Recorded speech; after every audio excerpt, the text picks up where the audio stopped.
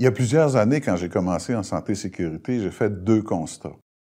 Le premier, c'est que j'avais besoin d'un outil pédagogique pour enseigner la santé-sécurité à mes étudiants, d'une part, et d'autre part, j'ai constaté que les praticiens n'avaient pas nécessairement un gros accès à ce que la science savait en matière de santé-sécurité. Alors, j'ai voulu faire un ouvrage, et en passant francophone, parce que le gros de la littérature était en anglais à l'époque, qui servirait à 2 fins. Premièrement, à mes fins pédagogiques pour enseigner à l'université la santé-sécurité, et d'autre part, qui serait par ailleurs utile aux praticiens. Alors donc, ce que j'ai fait, ça finit par s'appeler le coffre à outils. Je l'ai écrit progressivement, en commençant par une série d'articles dans Travail et Santé, et au milieu des années 90, on a rassemblé cet ensemble d'articles-là et bien sûr qu'on a peaufiné la structure, puis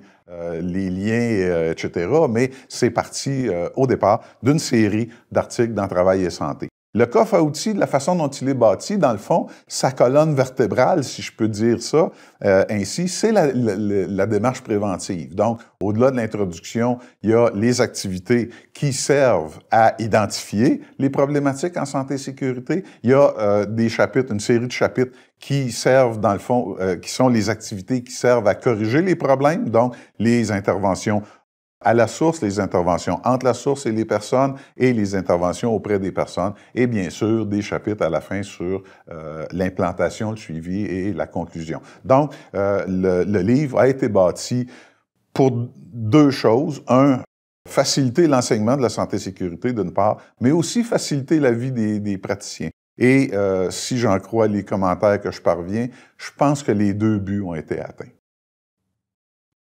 Ben merci Michel. Puis moi, c'est en ma qualité d'éditeur de la revue Travail et Santé, mais aussi de livres, que j'aimerais simplement dire qu'un de nos meilleurs coups qu'on a fait à Travail et Santé, ça a été la publication du livre de Michel.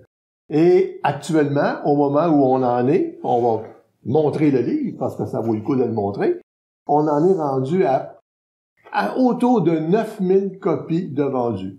Et 9000 copies d'un livre vendu au Québec, ça s'appelle un best-seller, un success story de la littérature. Littérature technique, soit, mais c'est vraiment. Et souvent, on dit, les auteurs cherchent l'éditeur qui va faire vendre son livre.